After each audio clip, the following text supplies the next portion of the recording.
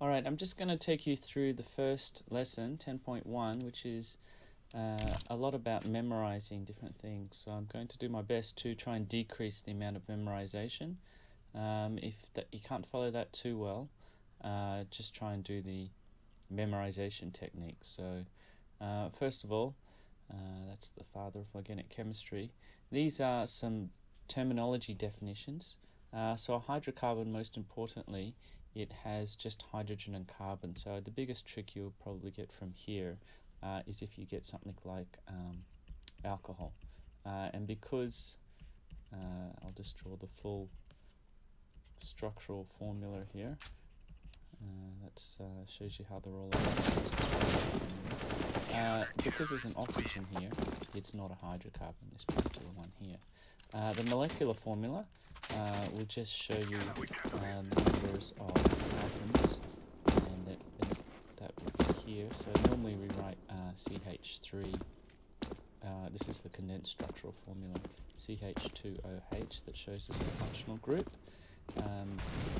But if we were just going to show you the molecular formula, it would simply be this. It would be a 6. C2H6. If there happened to be another oxygen on here, so that was a 2, the empirical, all of that could go to another lowest dimensional number. So you could get CH3O, and that would be an empirical formula if the molecular formula was this. Okay, so when we're mentioning hydrocarbon molecular structures, condensed structural or structural, that's condensed structural here, that's condensed structural empirical formula. Be aware of what those things are. Homologous series are what this lesson's really about, so we'll name series similar groups. Okay, here we have a set example, like I showed you before. This is the first one you're going to learn, it's the alkanes.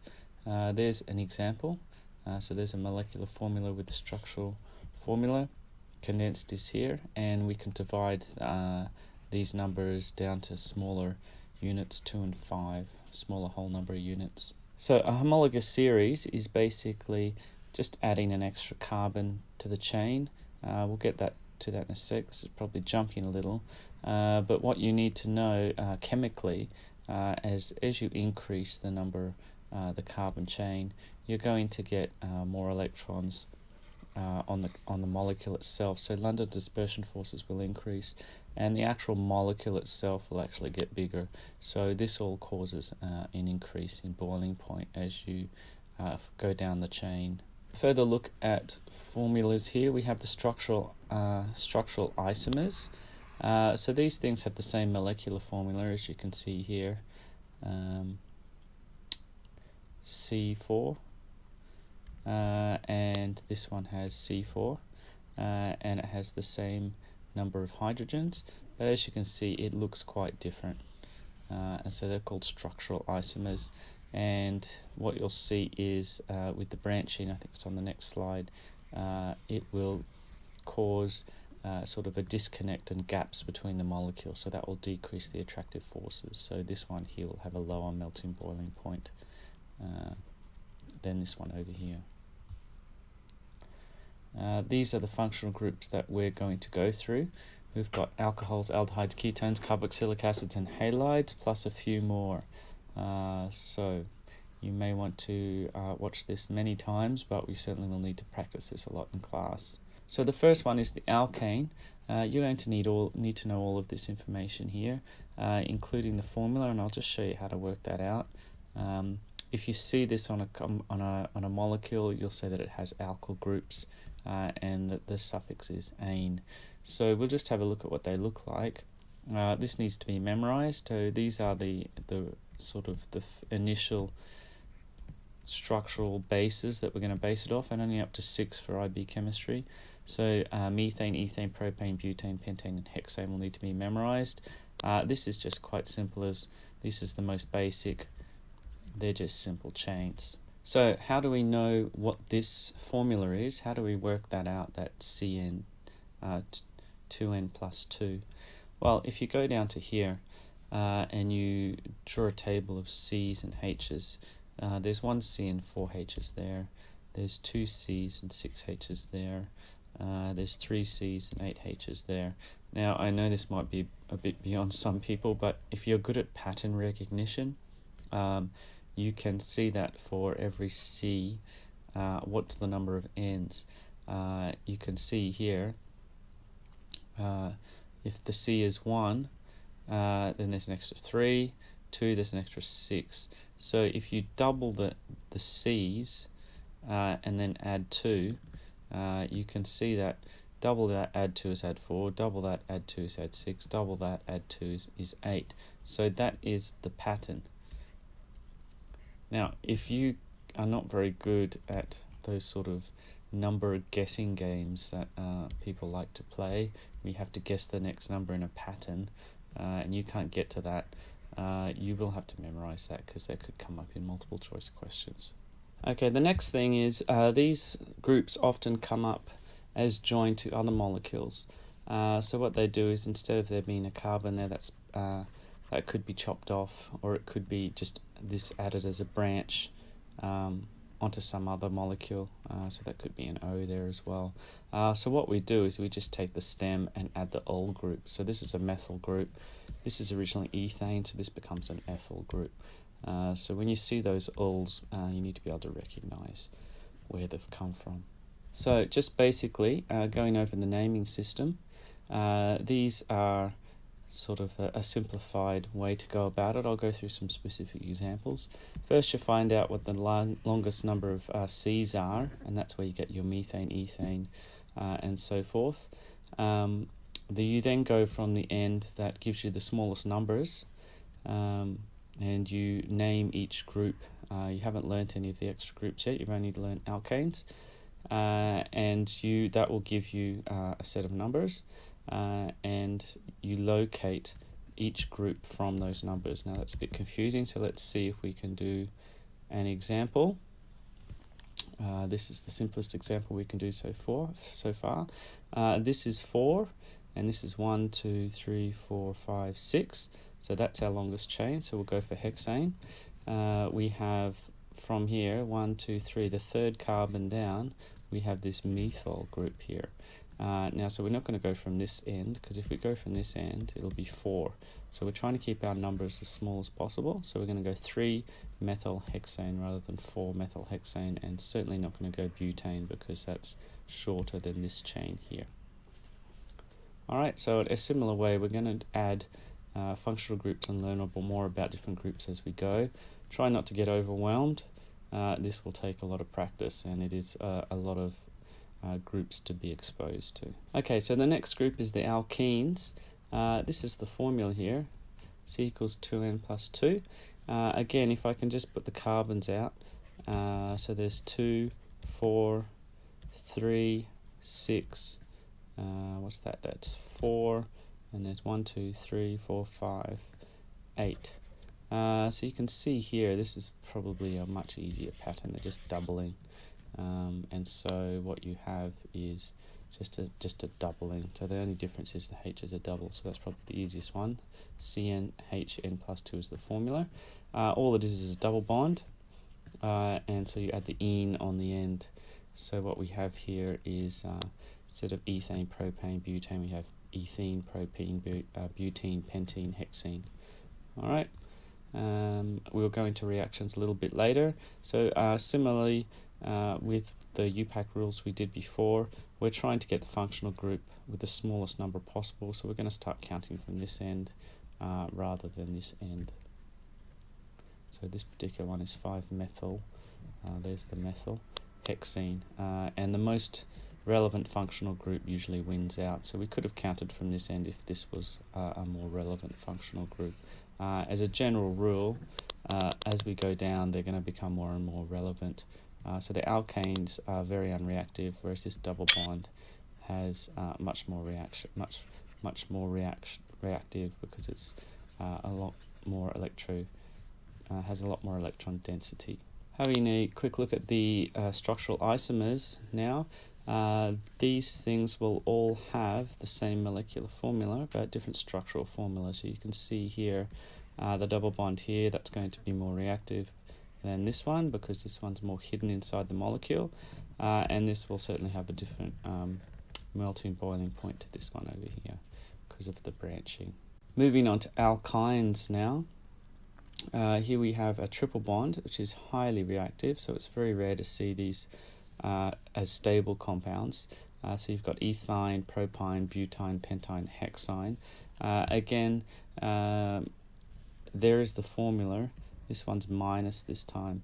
So see if you can work that out as a pattern recognition. Pause the video. If you can't, you may have to consider memorizing that. And the functional groups are rarely come up in questions because these compounds aren't really that stable, because that is a very unstable bond. It's a very high concentration of electronegativity there. Now that we've finished up on the hydrocarbons, we're going to start introducing oxygen.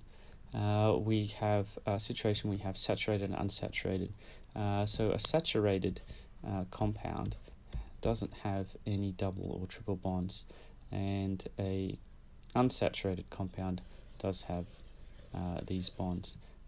Generally the consensus at the moment is unsaturated. Often saturated fats are not as healthy for you as unsaturated fats. That may be due to the fact that these are reactive, so your body can take those as reactions and do things with them more than what they can do with an unsaturated fat, such as coconut oil or animal oils, which you'll find are more likely to be solids as well, like butter as well.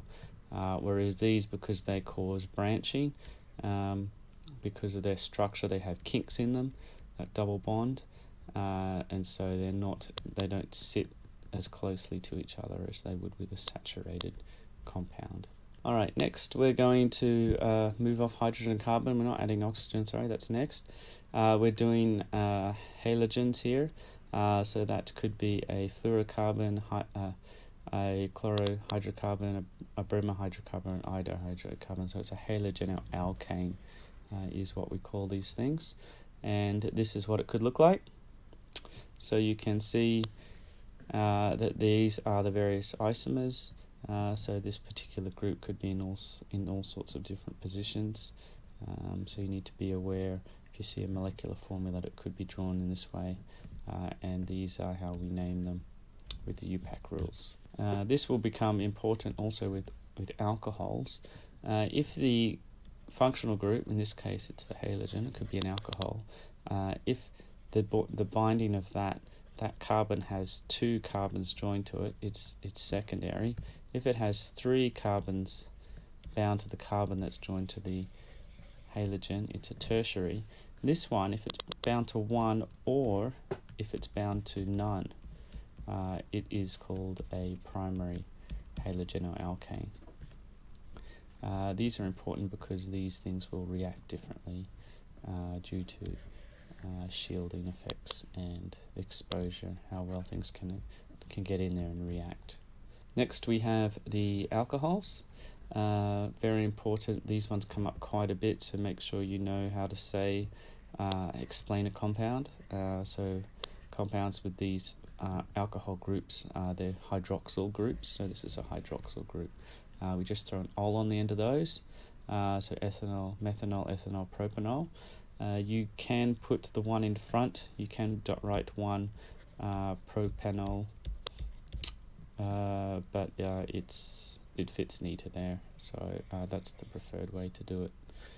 Propan 1 ol.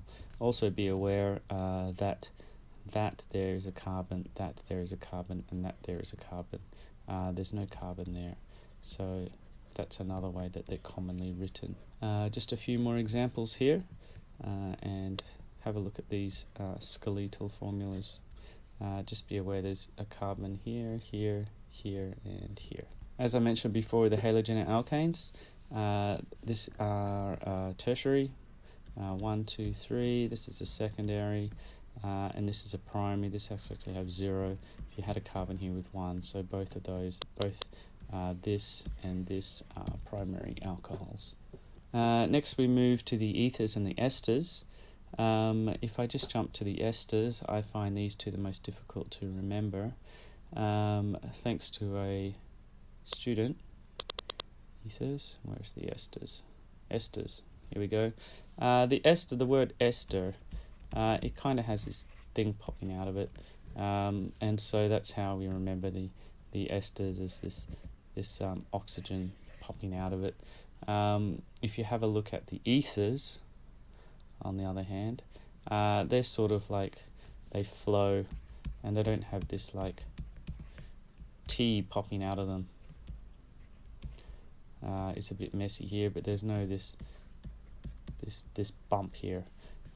So that's how I remember the difference between ethers and esters, and I've always had trouble with that.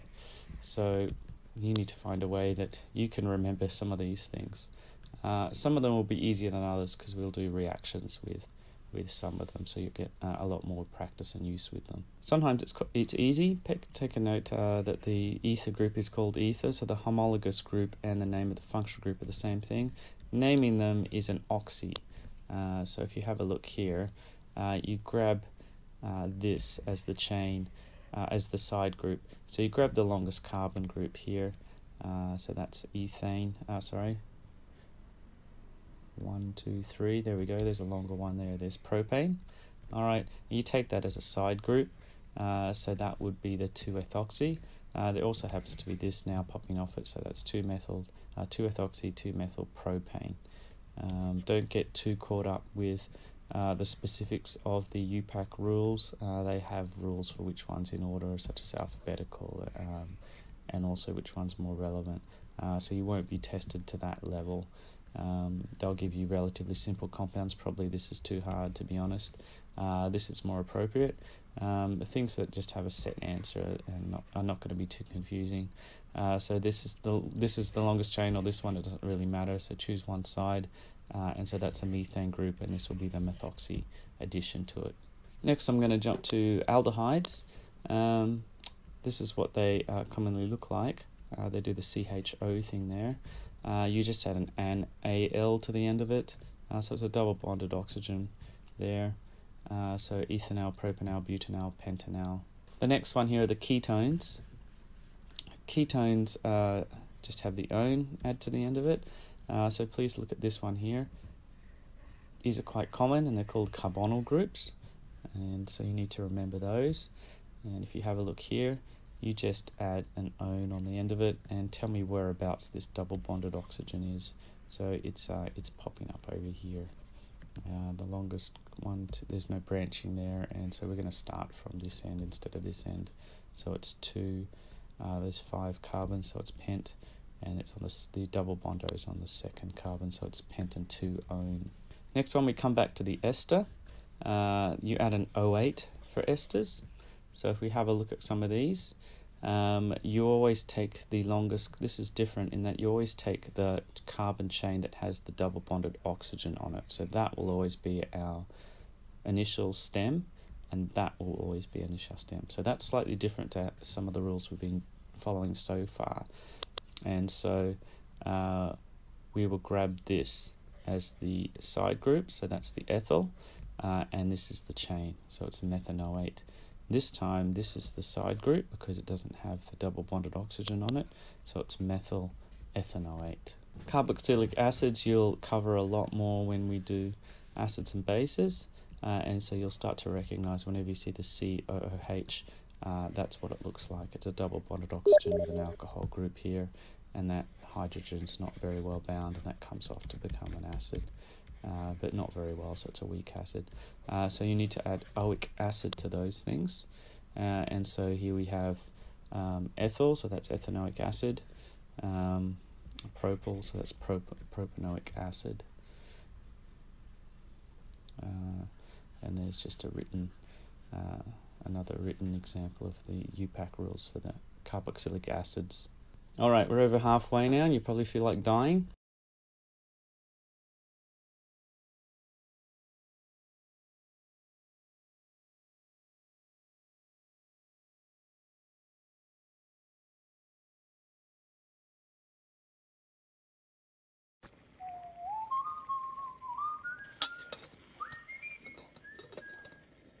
You've heard this before, but it bears repeating. Carbon is the element of life. So much so that when we explore other planets, the first thing we look for is compounds that contain carbon. In fact, there was a time when we thought that carbon compounds could only be produced by living things. So early chemists called them, as we still do today, organic compounds. Scientists back then considered biological molecules to be almost mystical in origin, until 1828 when German chemist Friedrich Wöhler discovered that urea, a component of urine, could be synthesized simply by heating ammonium cyanate, an inorganic compound. That proved biological molecules were just chemicals that could be created and manipulated in the lab. Suddenly, a new branch of chemistry was born. Organic chemistry. It's like my favorite chemistry. So what is it about carbon, though, that makes it so special? Well, a lot of things. Like silicon, which we talked about a few weeks ago, carbon is in group 14 on the periodic table, and like all of the elements in that group, it has 4 valence electrons. And in carbon, those 4 electrons can bond to other atoms in a really promiscuous number of configurations to form all kinds of structures. Which is why carbon is to biology what silicon is to geology. Just as silicon forms the basis not only for sand, but also most of the rocks on Earth, carbon is the foundation of most biological molecules. Really all biological molecules, right?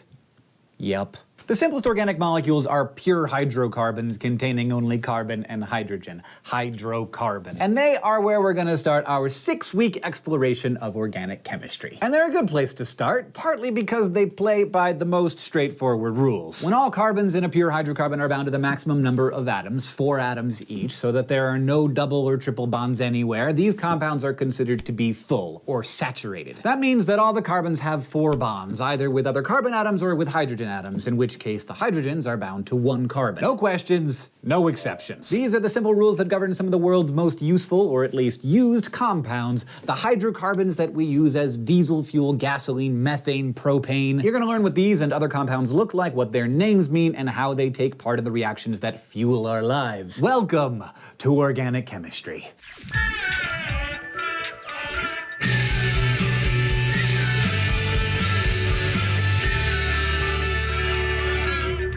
The fully saturated hydrocarbons I just described are usually called by the much simpler name alkanes. The simplest of the alkanes is one you've heard of before, methane, or CH4, the main compound in natural gas. The next simplest alkane contains 2 carbons side by side, each one of them is bonded to 3 hydrogen atoms. This is ethane, C2H6, another gas, and it's mostly used in the production of plastics. If we add another carbon and enough hydrogens to fill all those spaces, we get our next alkane, propane, C3H8, also a gas at room temperature and normal atmospheric pressure. Propane is a common fuel for cooking, heating, and vehicles, as well as a propellant for everything from aerosol cans to paintball guns. And we could do this all day, adding carbons to the chain and giving each compound a name, but that would be pretty boring. Things get more interesting, though, with the next alkane, butane, C4H10, because there are 2 different forms of it. The first is what you'd expect, just a chain of carbons with hydrogens stuck wherever they're needed to make each carbon have 4 bonds. This is called normal butane, or N-butane. But you can also arrange the 4 carbons differently, by making a chain of 3 and then branching the 4th one off the center of the chain. This is called isobutane, or ibutane, and even though it has the same chemical formula as N-butane, its structure gives it different properties.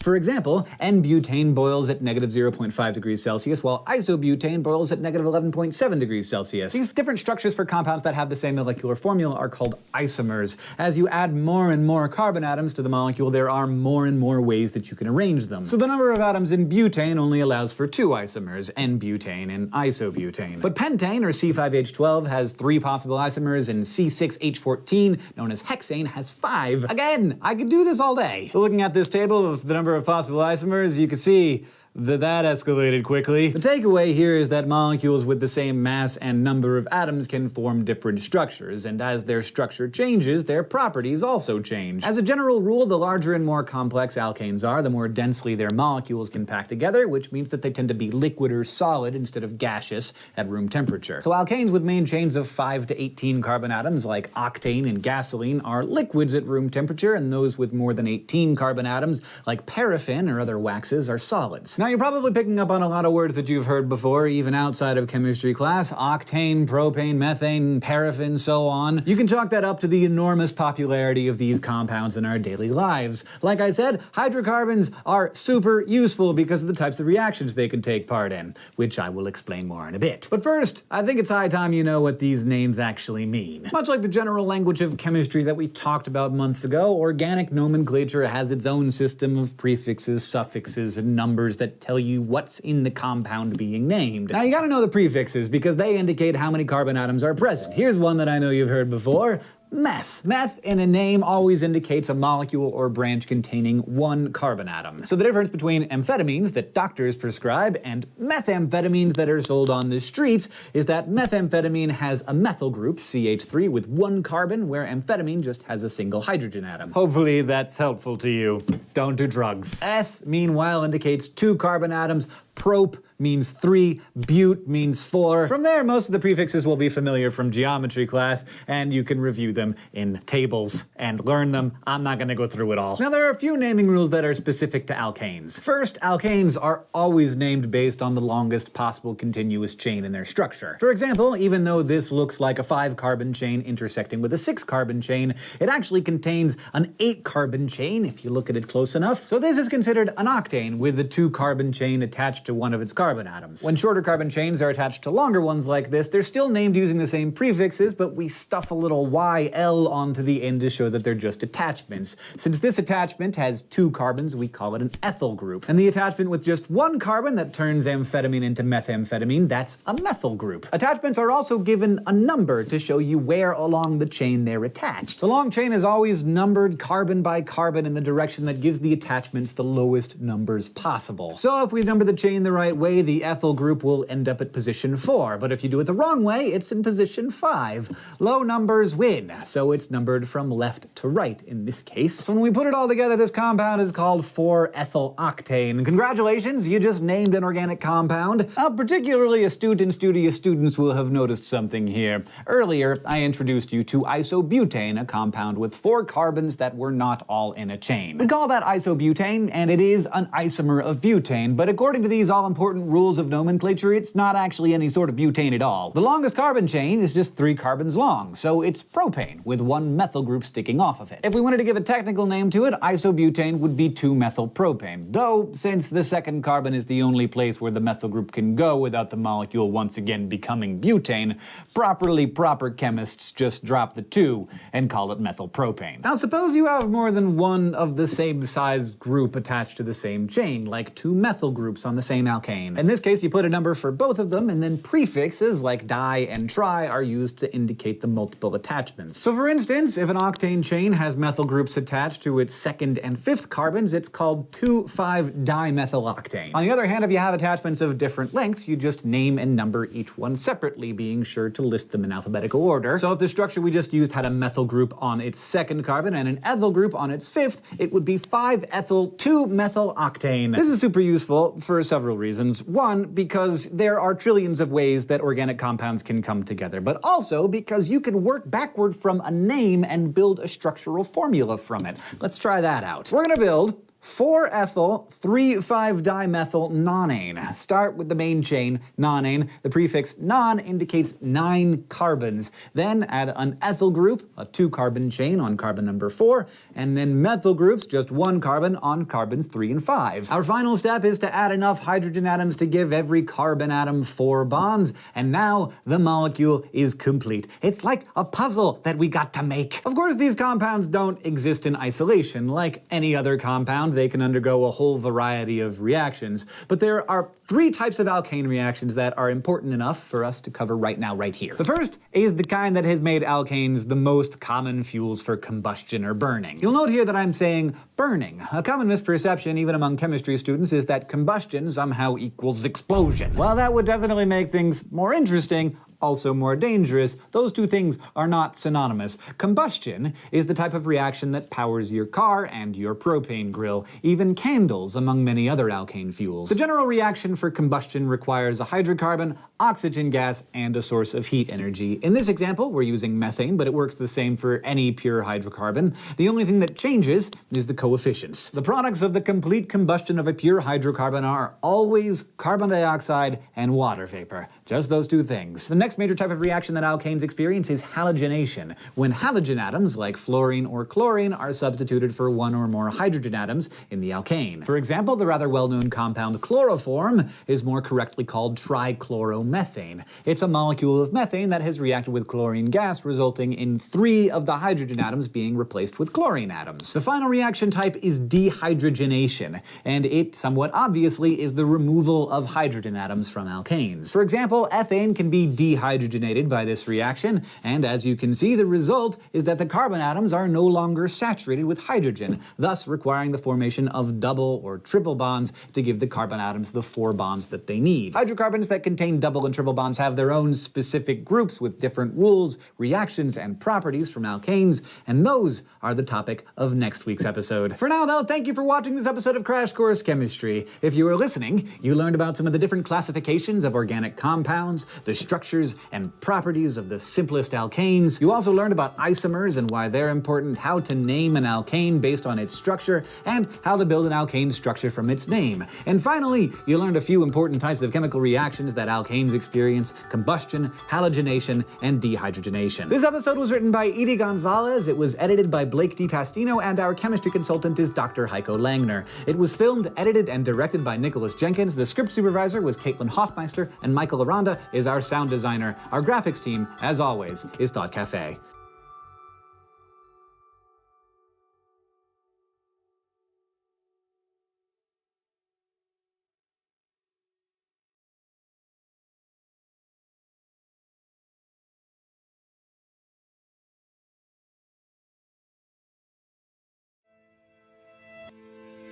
Sverige har ett av världens mest generösa studiestöd.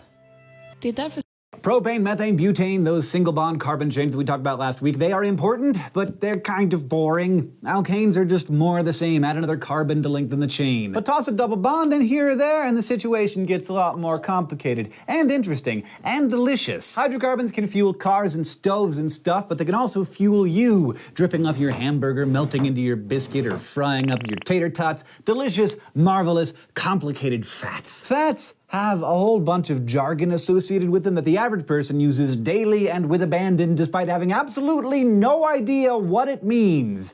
But they still jabber on about saturated or mono, poly, unsaturated, omega-3, hydrogenated, or trans. The differences between fats and what makes them better or worse for you is whether or not they have double and triple bonds and where and how those bonds occur. Seemingly trivial changes in the structure of a carbon chain can completely change the chemistry of the molecule, including the chemistry of what happens when you ingest it. Yes, your body can tell the difference between them, and by the time we're done here today, you'll be able to as well.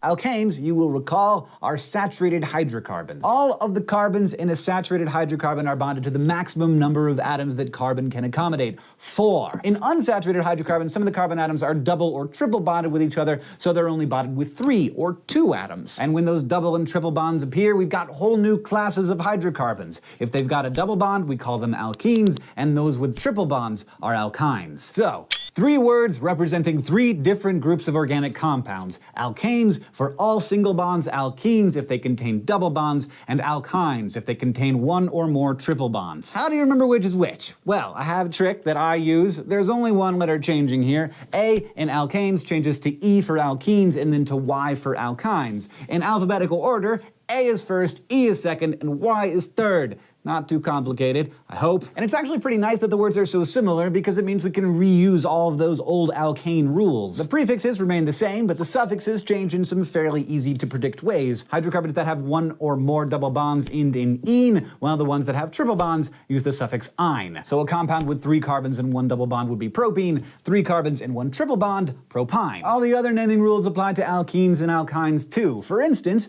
the main carbon carbon chain, the longest one, is numbered in such a way that the various components, including the double bond, have the lowest numbers possible. Now, the bonds in alkenes have a few tricks up their sleeves, and it's not as simple as you might imagine. Single bonds, also called sigma bonds, are pretty simple, and carbon atoms attached by them can rotate around the bond freely. That may not sound like a big deal at first, but alkenes and alkynes don't have that kind of freedom, and that simple fact has a huge effect on their properties. Double bonds consist of a sigma bond and a pi bond. That pi bond bridges the sigma bond, locking it in place, so whatever is attached to the other sides of the carbon atoms can't change their orientation with respect to each other. If all of the things attached to those carbons are the same, it doesn't matter, but if the parts are different, it's possible to have two totally different isomers of the same compound. Let's build an example for ourselves. 2-butene should suffice, so it starts with but, so it has to be a 4-carbon chain. It ends in ene, so it needs to have a double bond. The 2 tells us that the double bond starts on the second carbon. So we've got our structure. Or do we? With the information we have, this 2-butene could be one of two different isomers, one with the methyl groups on the same side, or one with the methyl groups on different sides. They're not structural isomers like N-butane and I-butane. Instead, they're what we call cis-trans isomers.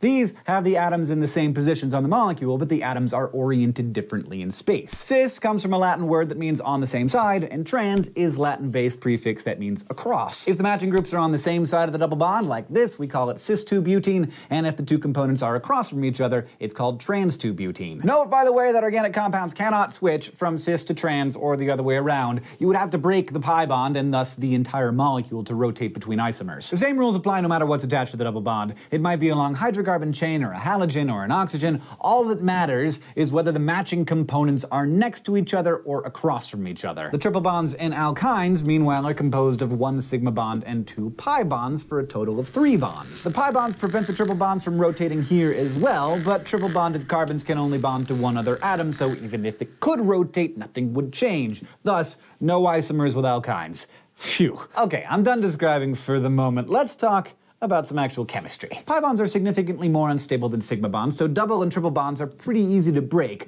opening the doors for some good chemistry. Certain reactions open up a double or triple bond to insert various atoms, leaving only a single bond between the carbons. These are called addition reactions because atoms are added to the carbons that were previously double bonded. Probably the simplest addition reaction, and one that you've heard of, is hydrogenation, in which a molecule of hydrogen, H2, is added across the bond. To do this, a metal catalyst like platinum is usually required to help break the H2 apart because that bond is very strong. But once that's done, the hydrogen atoms readily attach to the hydrocarbon molecule, converting a double bond to a single bond. Other molecules can break that double bond as well. If a halogen, such as bromine, is added in the place of hydrogen, the reaction is called halogenation. A water molecule, hydration, oxygen gas, oxygenation. You get the idea. The point is that double or triple bonds can be opened up fairly easily. Alkenes can be made into alkanes, and alkynes can become either alkenes or alkanes depending on how many atoms are added. And those opened bonds can also provide connections for carbon atoms to attach to each other too, opening the door for polymerization, which we shall talk about soon enough. Now, using all of these words we have learned today, let's apply some to our society's ubiquitous fat lingo. First, though, what is fat? When 3 fatty acids, and we will talk about their structures more specifically in a later episode, are bonded to a molecule of glycerol, that is a triglyceride.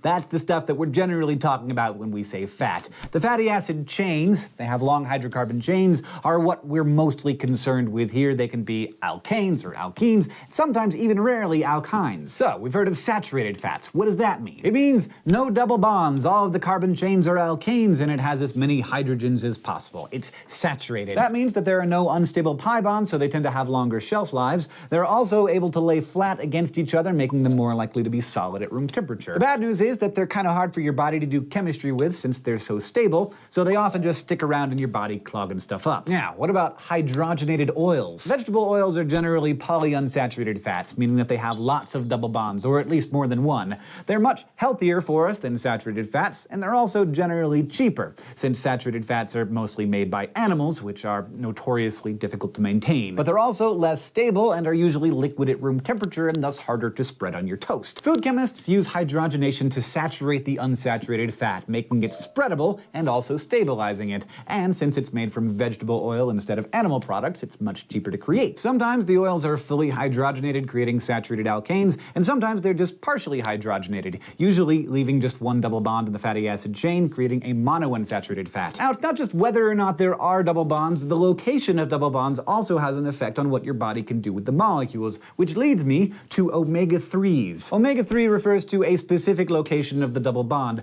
3 carbons from the end, or omega, of the fatty acid chain. Your body is completely incapable of making this sort of fatty acid, and yet it needs them to survive, so you have to eat them. A final question, what can you tell me about the dreaded trans fats? Well, we know that they're unsaturated alkenes, because saturated fats don't have double bonds and thus can't have cis and trans isomers. But we also know from every advertisement about healthy food that probably isn't that healthy ever, that trans fats are really bad. So it's an unsaturated fat, but it's really bad for you. That doesn't really jive. What's going on? Well, almost all natural unsaturated fats are cis fats, which our bodies are prepared for and know what to do with. Trans fats are created by partially hydrogenating vegetable oil on a cheap path to tasty fat without all that unsightly saturated fat on the dietary label. However, these trans fats pretty much act exactly like saturated fats, except that since they're naturally very rare, our bodies don't have good systems to break them down into healthy byproducts. So as you can see, unsaturated fats went from the best kind of fat to the worst kind of fat with one little isomeric change. Your body can definitely tell the difference, and now, so can you. Thanks for watching this episode of Crash Course Chemistry. If you paid attention, you learned that hydrocarbons with double bonds are called alkenes, and those with triple bonds are called alkynes, and that the naming rules are the same as for alkanes. You also learned a little bit about cis-trans isomerism and learned a few important reactions of alkenes and alkynes, such as hydrogenation, halogenation, and polymerization. And finally, you learned what all those names of the different kinds of fats really mean. This episode was written by Edie Gonzalez and myself. It was edited by Blake DiPastino, and our chemistry consultant was Dr. Heiko Langner. It was filmed, edited, and directed by Nicholas Jenkins. The script supervisor was Michael Aranda, who is also our sound designer, and our graphics team is Thought Cafe.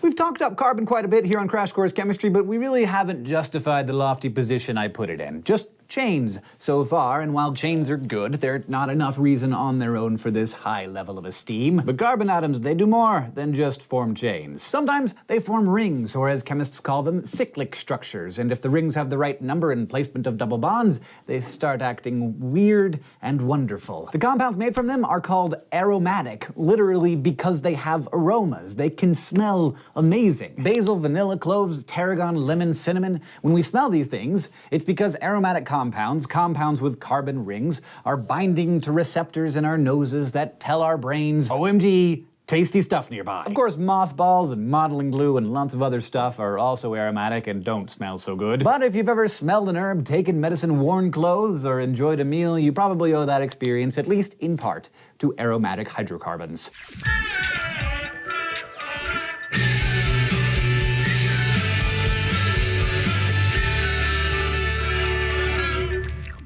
But before we talk about aromatics, let's talk about the most basic cyclic structures, the cycloalkanes. You recognize the alkane ending there, so there must be no double bonds, right? And you can't make a ring with 1 or 2 carbons, so the simplest cyclic hydrocarbon must be cyclopropane. But those tight bond angles of that triangular cyclopropane make it very fragile. This instability makes it highly reactive, and it would much rather just be a straight chain. But as more carbons join into the ring, cyclic structures get more stable. Cyclobutane with its 4 carbon atoms is still fairly unstable and reactive, while in cyclopentane, the bonds are even more stable because they form something close to those tetrahedral bond angles, while the bond angles in cyclohexane are basically perfect for the tetrahedral orbitals to overlap without strain. Cycloalkenes also start at 3 carbons and get increasingly stable as more are added, though their double bonds make their molecules planar instead of tetrahedral. Finally, cycloalkynes do exist, but they are crazy hard to form because the triple bond is linear, so it hates bending into rings, and that is why the simplest cycloalkyne has 8 carbons. Of course, these rings can have all sorts of things stringing off of them, and their names work almost exactly the same way as straight chains do. Example, this ring has 5 carbon atoms in a double bond, so it's a cyclopentene. It has 2 branches, an ethyl group and a methyl group. We list these in alphabetical order in the name, and we number the carbons in the ring so that we get the lowest possible numbers on the branches and on the double bond. If we number counterclockwise from the beginning of the double bond, we get the branches at the 2 and 5 positions, but if we number clockwise from the double bond, the branches are at the 1 and 3 positions. So this must be 1-ethyl 3-methyl cyclopent-1-ene. But since there's only one double bond and it's in the first position, the second one is often left out as being understood, so we simply call it 1-ethyl 3-methyl cyclopentene. Incidentally, all of the identifying parts of an organic molecule, the double and triple bonds, the carbon chains that branch off the main chain, those are called substituents because they substitute for hydrogen atoms. So far, we've just been looking at the cyclic hydrocarbons. So what's up with the aromatics? How are they different? Well, this is one of those times when carbon starts doing some of its spectacular dances. Cyclic hydrocarbons that contain resonance structures. Things are getting interesting. And by interesting, I mean, what? Resonance occurs when electrons are distributed around the molecule in a way that makes it impossible to draw with a single Lewis structure.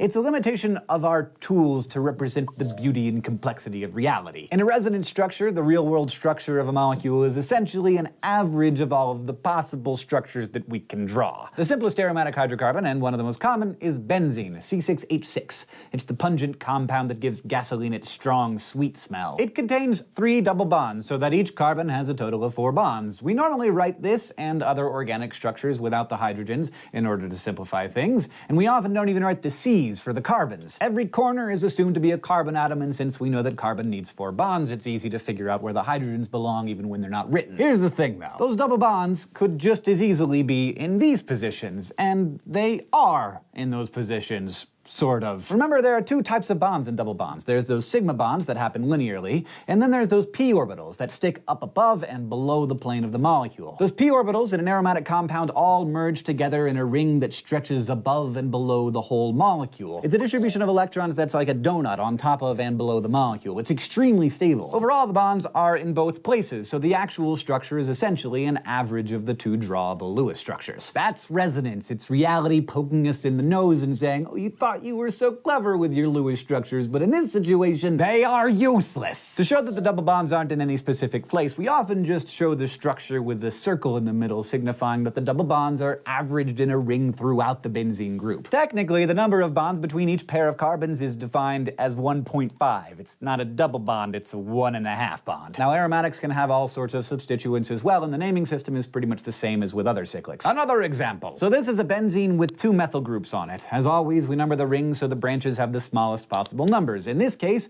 if one of the methyl groups is in the 1 position, the other is in position 2. Note that the numbering could also be done like this, but it doesn't matter as long as the branches are at the lowest possible numbers. That makes this molecule 1,2-dimethylbenzene. Now, if you swap the methyls out for a couple of other slightly more complicated groups, then you get acetylsalicylic acid, or aspirin. Aromatic rings can be used the other way around too, as substituents onto hydrocarbons. Check out this molecule, a hexane with a benzene ring attached to carbon number 2. When benzene is used as an attachment, we call it a phenyl or phenyl group, so this is 2-phenylhexane, or 2-phenylhexane. It doesn't matter. What's important is that it is not a benzyl group.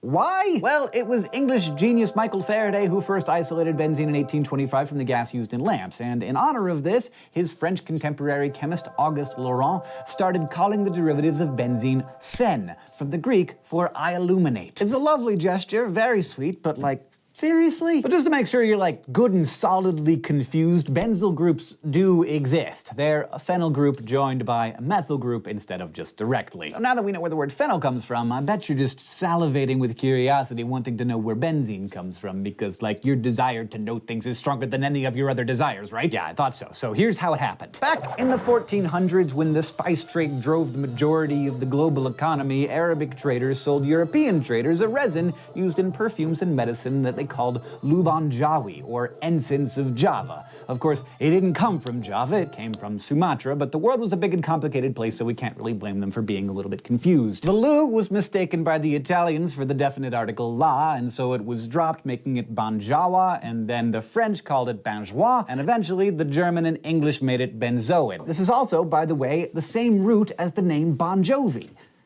It's not. When we started doing some chemistry, we found that most of benzoin was composed of an acid which chemists named benzoic acid, or acid of benzoin. Then, a little chemistry knocked the acid off, creating what was clearly an alkene, so they named it benzene, because it was an alkene that was from the benzoin resin. History is hiding everywhere, and so is chemistry. Now, benzoic acid is one of literally infinite possible benzene-based compounds. There's naphthalene, the main ingredient in mothballs. It's basically two benzene rings stuck together. Then there's anthracene with 3 benzenes, which is probably the dye that's making your blue jeans blue, and it can get crazy complicated all the way up to humic acid, a component of soil. Now you might be wondering how something so complicated as that could ever even come into being. Like any organic compound, aromatics can undergo tons of reactions that produce all sorts of molecules. By far the simplest and most common are substitution reactions, in which one substituent is substituted for another. Like one of the hydrogen atoms on a benzene might be changed to a propyl group, or then a halogen might come in and replace that propyl group with a bromine. These changes alter the compound, of course, but it may not be that major a change, like changing your shoes, unless you put on some really weird shoes. Another fairly common reaction of aromatic hydrocarbons is coupling,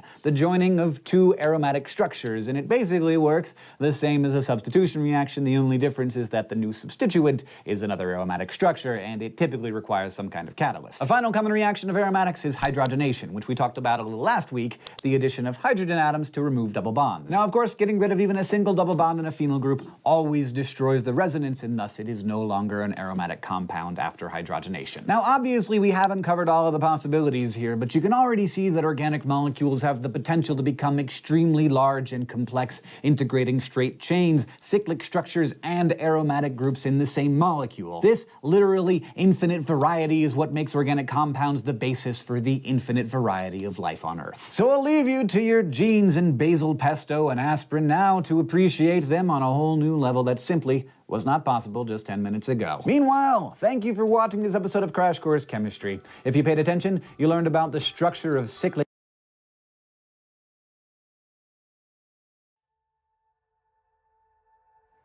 I dreamt I was on an ocean. You and the others on the distant shore. Were you with us? Charles Darwin was a big fan of billiards. He loved his billiard table. It was one of his prized possessions and one of the most valuable things he owned. Well, not actually the table itself. In fact, it was the balls that were so valuable. Pure ivory carved from the tusks of elephants.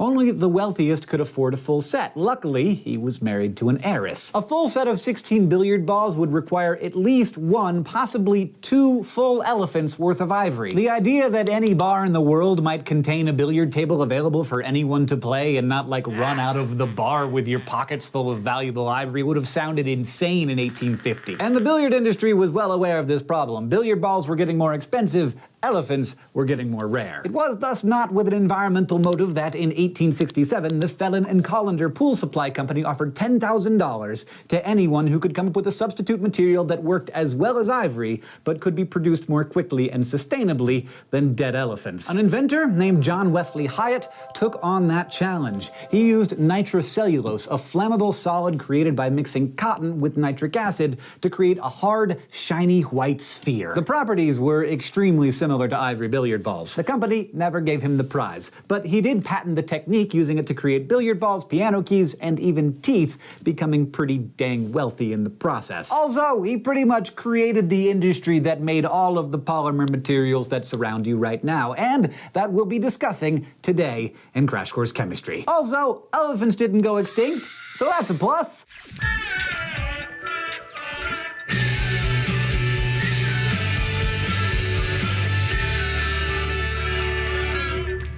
The polymer that John Hyatt worked on was somewhat unsurprisingly kinda crummy. It worked well once it was created, but the manufacturing process was dangerous because nitrated cellulose can explode in a warm breeze. So luckily, some replacements started creeping in. Replacements with names that you probably recognize, like polyvinyl chloride or PVC, bakelite, polystyrene, polyester, and nylon. These are all polymers, huge chains or sometimes 3-dimensional networks of repeating organic units called monomers. Each polymer has as monomer, but they're all relatively simple at that basic 1-unit level. The trick is that they can bond to each other on each side, potentially forever, though in reality the chains are sometimes hundreds, sometimes thousands, sometimes hundreds of thousands of units long. In order to make a polymer, all you need is a molecule that can easily bond to another identical molecule at 2 points. And the simplest of those is ethene, also known as ethylene. Its polymer, you'll be unsurprised to hear, is polyethylene, which you've probably heard about. We'll talk more about the specifics in a second, but basically because pi bonds in the double bond are weaker than sigma bonds, they can be broken and new monomers can be added. Just a note to avoid confusion, polyethylene has that "ene" sound in it, right? But it's not an alkene because all of those double bonds get broken to form new sigma bonds. It's a polymerized alkene, but the molecule itself is an alkane. It's confusing, so I thought it was worth pointing out. Now, chemists might want a bunch of different things out of their polymers. Maybe they want it to be stretchy, maybe strong, maybe transparent, maybe recyclable. Polyethylene is transparent and thermoplastic, meaning it can be melted and reformed, making it recyclable. Some other polymers, like polyurethane or bakelite, are thermoset, which means that they change chemically during some kind of curing process and cannot be melted down and reformed. Polyethylene can actually be converted into a thermoset polymer by introducing cross-links, basically molecular bridges between those polymer chains. Any plumbers out there probably have heard of cross-linked ethylene or PEX pipe, which is what this is.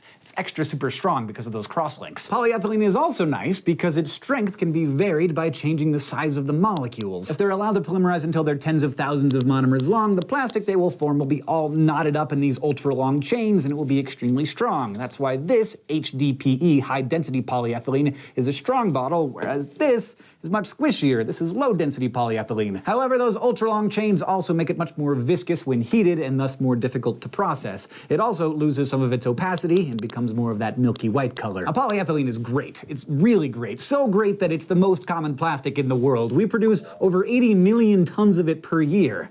But we want a lot out of our plastics. Strength, color, elasticity, resilience, recyclability. We need everything from saran wrap to car tires. All of these are traits that chemists worked tirelessly to create in the early and middle 20th century and continue to work on even today. One of the earliest techniques that they used to try and bring out new properties was to change the substituents on the ethylene monomer. Just see what would happen. Like, what if we swapped out one of the hydrogens for chlorine? Well, you get polychloroethene. Kinda. That's not what we call it. Okay, so remember how benzene, when attached to a chain, is a phenyl group, and how those two words have nothing to do with each other? Well, the same goes for the ethene functional group, which is called a vinyl group. It's an old word, super old. It comes from the Greek word for wine. And that is why chloroethene is more commonly called vinyl chloride, and polychloroethene is more commonly called polyvinyl chloride, or PVC, which is what this little ducky is made out of, and also what records are made out of, which is why we call them vinyl. Now, what happens when we change out a hydrogen for a methyl group? Well, then suddenly this molecule is a propene, or if you're using the old ways, a propylene. And yes, if you polymerize it, it becomes polypropylene. If one of the hydrogens is replaced with a phenyl group, well, that chemical was first derived from trees in the styrax family, so it's called styrene. Polymerize it, polystyrene. Make a foam out of it, styrofoam. Now, if you change all 4 of the hydrogens on the base ethylene with fluorine, it becomes tetrafluoroethylene. Polymerize that, and instead of hydrogens, that polymer is bound entirely to fluorines. Fluorine, as we could guess from its spot on the periodic table, loves electrons. It is extremely electronegative. But because it holds onto its electrons so tightly and is so satisfied in this polymerized chain, the electrons are unavailable for even minimal interactions with any other molecules. I'm not just saying this stuff is super difficult to react with or it's really stable. It's more than that. The electrons aren't even available for the sort of interactions that make things stick to each other or cause friction, which is why you have heard of polymerized tetrafluoroethylene, because it's super useful either by its abbreviation, PTFE, or by its brand name, Teflon. So how do we actually make these things? Well, ethene-based polymers form through a process called addition polymerization. The monomers are simply added together and no byproducts are formed. In order to get the process kicked off, you have to introduce a free radical. To me, that always sounded like some kind of crazy freedom fighter diving into battle without much thought for what would come after he was consumed in the firefight. And that's kind of what they are. Free radicals are atoms or ions that have a single unpaired electron. This is crazy unstable. It's basically like having half a covalent bond dangling off the atom. Anywhere this can form a bond, it's going to form a bond. And in the case of addition polymerization, it attacks the double bond and joins with one of the carbons, while the other carbon is itself left with an unpaired electron. The molecule itself is now a newly formed free radical. It attacks another nearby pi bond, joining with another molecule of ethene, forming another radical. This process continues until two radicals meet each other, consuming both free radicals without producing any more, thus ending polymerization. There are, of course, other sorts of polymerization as well. Sometimes a hydroxyl group from one molecule is happy to join up with a hydrogen from another, forming water. The water will break away as a byproduct, leaving the two molecules bound together. This often occurs when an amine group with its loosely held hydrogen meets a carboxylic acid with its loosely held OH group. This is just what happens when hexamethylene diamine meets adipic acid, forming another branded polymer, nylon. By dissolving hexamethylene diamine and adipic acid into two different immiscible or unmixable solvents, we can actually create nylon right here. The nylon forms at the interface between the two immiscible liquids, and we can literally grab it and pull it out of the vial, twisting and spooling it until we get a nice blob of nylon. This works because hexamethylene diamine has an amine group on each end and adipic acid has a carboxylic acid on both ends. Thus, when the two monomer unit called a dimer is formed, there's still a carboxylic acid on one end and an amine group on the other, allowing for further polymerization. These amine acid condensation polymerizations also allow for the creation of possibly the most important polymers on the planet. Natural polymers being created inside of you right now out of monomers that we call amino acids. Did you see that one coming? Amino acids polymerize through condensation reactions guided by the code in your DNA and some very complicated enzymes to form, basically, you. Other important polymers in your body include polysaccharides, which we use to store energy, and yeah, DNA and RNA, which we use to encode information for the formation of proteins. But that would be back to biology, which is a whole other crash course, which, to be clear, is available if you'd like to watch it. And thank you for watching this episode of Crash Course Chemistry. In it, you learn that the first commercial polymer ever saved the lives of a lot of elephants, that ethene is sometimes called ethylene, and that a huge variety of polymers is based on the addition reaction of ethene-based monomers, including Teflon, which is so frictionless because of fluorine's extreme electronegativity. You also learned how addition polymerization reactions work, and that other polymers are formed by condensation reactions, including the polymerization of amino acid monomers, which, along with other polymers like DNA and RNA and glycogen, make up a lot of the stuff that is you. This episode of Crash Course was written by me, Hank Green, edited by Blake DiPastino, and our chemistry consultant was Dr. Heiko Langner. It was filmed, edited, and directed by Nicholas Jenkins. Our script supervisor was Stefan Chin, our sound designer was Michael Aranda, and our graphics team is Thought Cafe.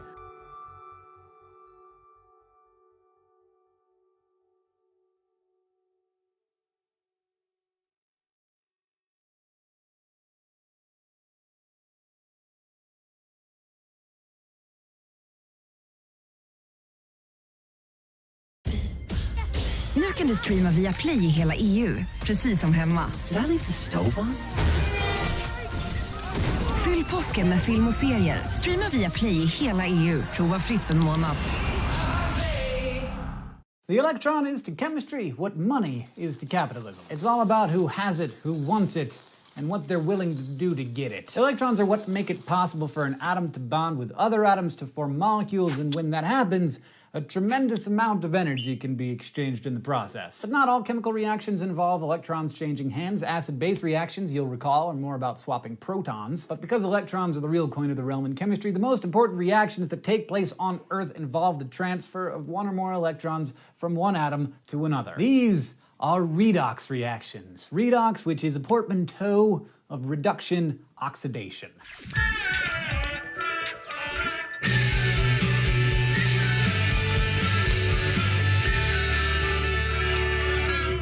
But what's up with those words? You know what reduction is, making less of something, and then oxidation maybe has something to do with oxygen, well, sometimes, but not always. These are actually super terrible choices for what is actually happening in redox reactions, but we are stuck with them. Reduction is when a substance gains electrons. Yes, It gains, which is the opposite of what the word reduce means. Fantastic. And yes, sometimes I want to punish the people who named these things so inaccurately, but they didn't know any better and they're all dead, so we can't do anything about it. Proto-chemists would make pure metals by heating or smelting their ores.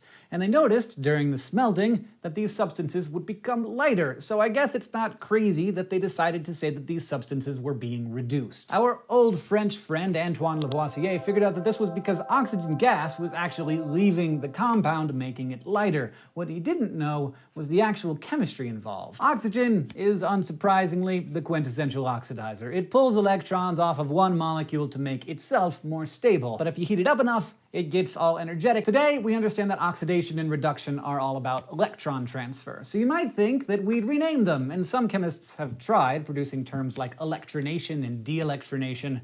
But once a set of terms is decided upon and used for a while, it's pretty difficult to uncreate it. So we're stuck. To keep these seemingly nonsensical names straight, I rely on the phrase oil rig. Oxidation is loss of electrons, reduction is gain of electrons. We just gotta know this stuff, because it's everywhere. When your cells convert sugar into energy so you can move and breathe and think, that's redox. When plants photosynthesize sunlight into food, that's redox. The battery powering your laptop? Redox. Fire?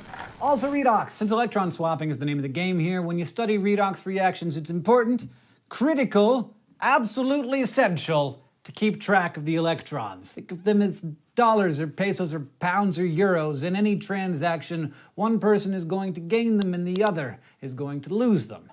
And to stay on top of things, you have to keep tabs on who's ahead and who's behind. Atoms are fond of sharing electrons, though, forming covalent bonds, so sometimes keeping track of where they are and where they're gonna end up isn't quite so simple. Let's think of every covalent compound like a marriage, though it's gonna be a weird marriage, because there might be 6 people in it, sometimes the same person several times, without commitment, no commitment, and also no emotions.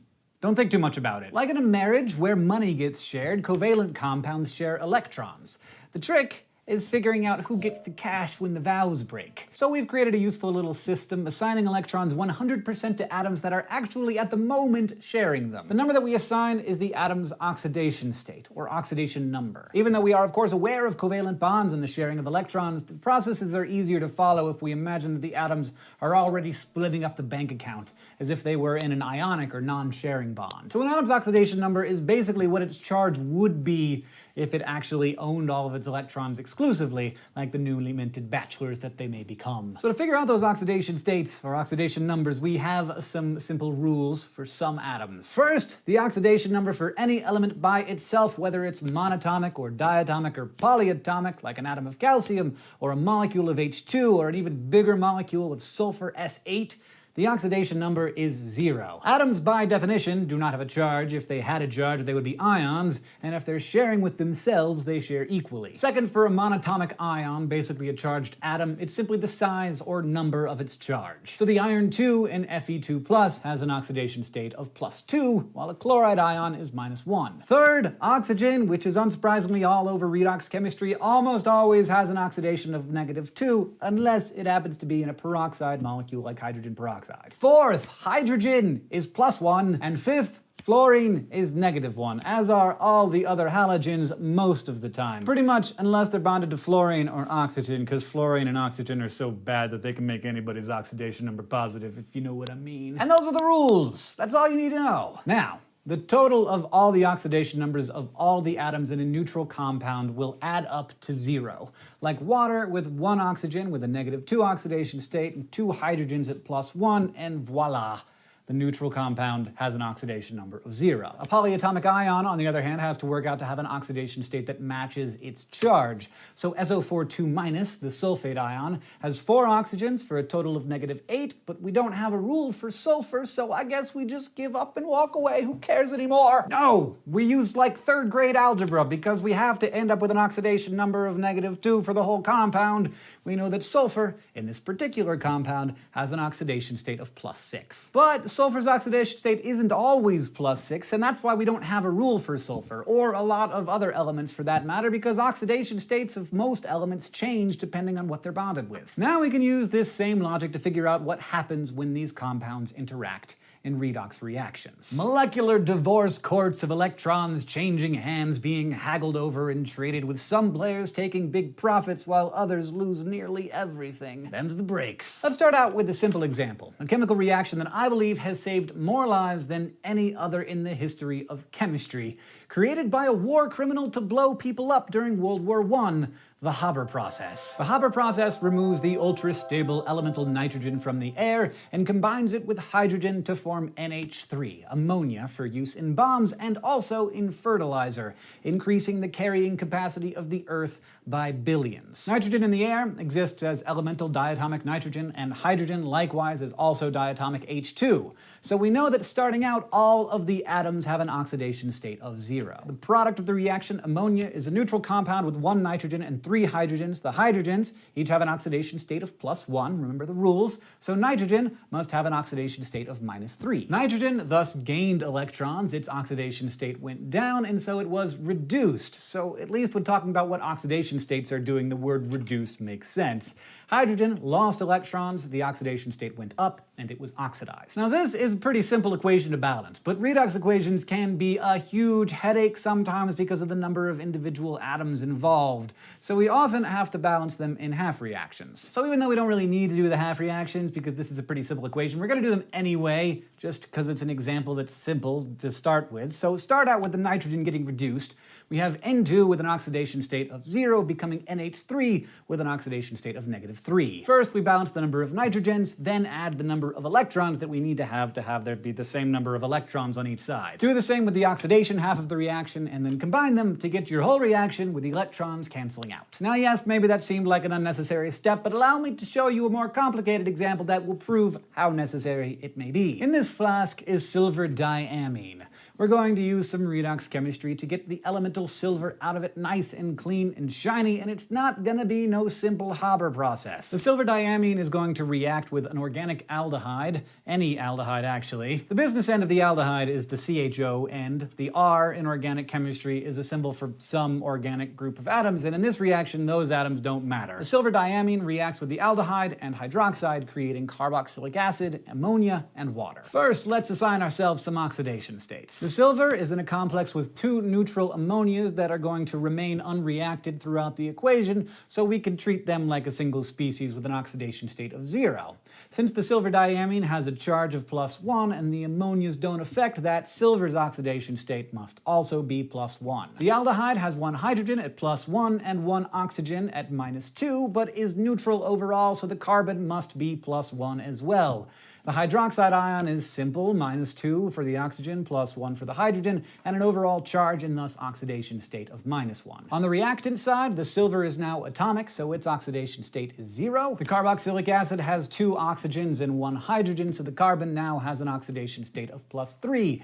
NH3 remains at 0, and the hydrogen and oxygen of water also haven't changed oxidation states. So silver's oxidation state decreased or was reduced from +1 to 0, while carbon was oxidized from +1 to +3. Half reaction time. Silver was reduced, gaining 1 electron, forming elemental silver and ammonia from silver diamine. The aldehyde was oxidized, forming carboxylic acid and requiring 2 electrons. With the help of those electrons, we know that at the very least we have to double the reduction half of the equation entirely in order to get the right number of electrons on both sides. We do that, and oh god, that's good stuff. And we combine them together for a perfectly balanced redox equation. And now, watch me take those electrons and turn them into money. And there you have it, folks. That is pure silver coating the inside of the flask. Thank you for watching this episode of Crash Course Chemistry. If you were paying attention, you learned that any reaction where electrons move around from atom to atom is a redox reaction, that oxidation is the loss of electrons, and that reduction is the gain of electrons, and that oxidation numbers are assigned to atoms to take part in reactions in order to keep track of what their electrons are up to. You also learned a few simple tricks to help figure out what an atom's oxidation state is, and you got a little practice figuring out how to assign oxidation states and balance oxidation reactions with 2 examples, one pretty simple and another a little less so. This episode of Crash Course Chemistry was written by Kim Krieger and myself. Our script editor was Blake DiPastino. Our chemistry consultant is Dr. Heiko Langner. And a troop of chemistry teachers also advised and edited this one, so thanks very much to all of them. This episode was filmed, edited, and directed by Nicholas Jenkins. Our sound designer and script supervisor is Michael Aranda, and our graphics team is Thought Cafe.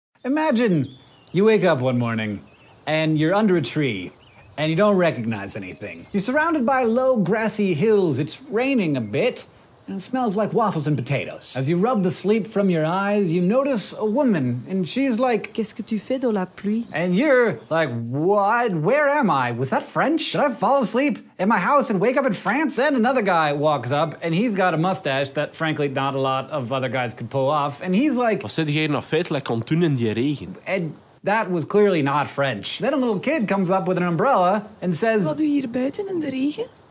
okay, do you know where you are? Give up? Belgium. And you know what's an awful lot like unexpectedly waking up in Belgium with a bunch of people speaking several different languages you don't understand? Chemistry.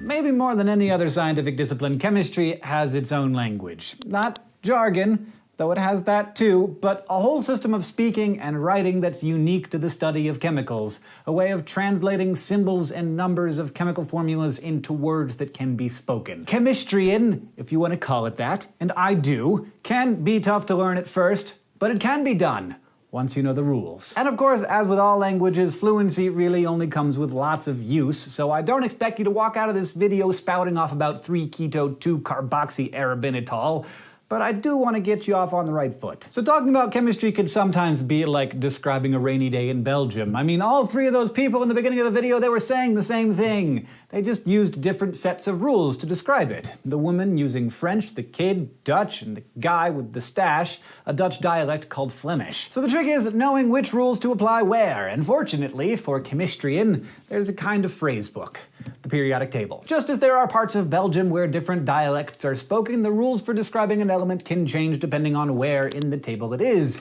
This is especially the case with the things that we're going to be talking about today, ions and acids. These rules apply not only to their formulas, that is, the chemical symbols that we use in equations, but also to their names, how we write and say them. Let's start off with ions. Atoms become ions by gaining or losing electrons, giving them a negative or positive charge. Ions that have lost electrons and therefore take on a positive charge are cations, whereas ones that gain electrons to become negative are anions. You'll notice, despite the rules of English, that these are pronounced cations and anions, not cations and anions. The most basic ions, called monatomic ions, are formed from single atoms. To write one as a formula, you just use the chemical symbol of its base element and then add the charge as a superscript.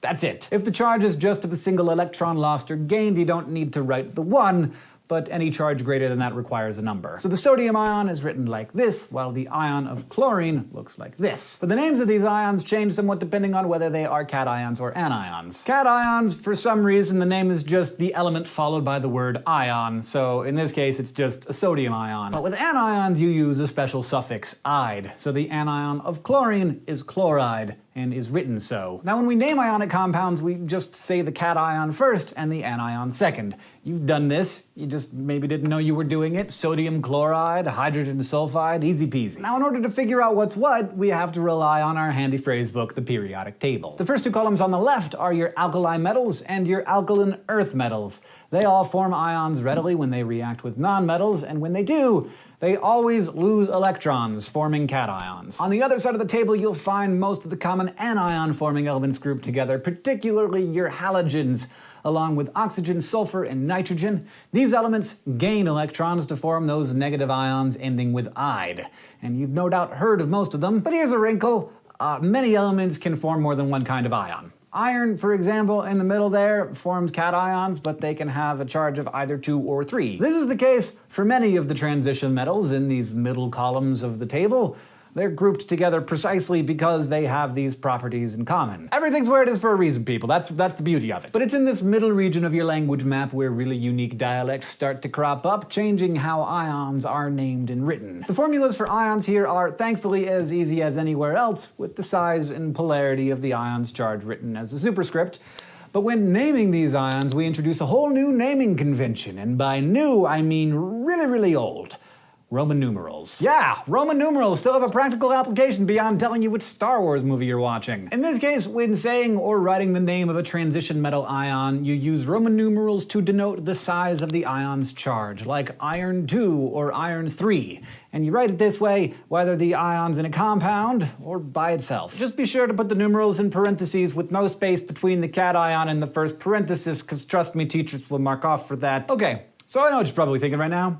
Why, in the name of Pliny the Elder, do we have to use Roman numerals like a bunch of Romans? Well, check it out. Arabic numbers are already being used to denote how many atoms of an element there are in a molecule, the molecule's charge, its oxidation state, the number of molecules reacting in an equation. We didn't need more Arabic numerals. So the chemistrians decided to trundle out the Romans. Now, acids are ionic compounds just like any other, but when they ionize, their hydrogen ions, just lone protons, become the cation, and any negatively charged leftover is the anion. So all acids are made up of one or more hydrogen cations bound to an anion. Writing the formula of an acid is easy if you know what the anion is. Because ClO3 has a -1 charge, you can tell that it will bond with just one hydrogen ion to form HClO3. Simple. Now, when we name these acids and anions, we have to kind of watch our mouths, because in the realm of chemistry, there's a whole system of prefixes and suffixes that you have to keep track of to make sure you're addressing everyone by the proper title. You know, you don't want to offend anyone. Once you acquire an ear for it, though, you can tell just from the name of an acid or its anion what its composition is,